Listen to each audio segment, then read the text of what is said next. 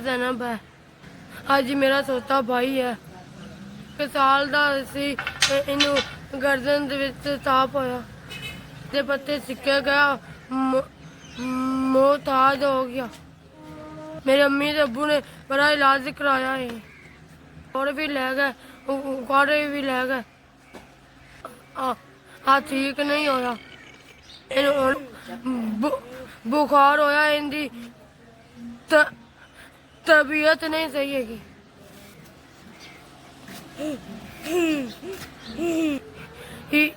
इलाज कराया है। 1 2 3 4 5 5,000 मिल गई है। सारी बच्चों की लम्बी जिंदगी होवे। अल्लाह ताला सारी मुश्किल आसान करे। अल्लाह ताला हर बीमारी तो बचावे।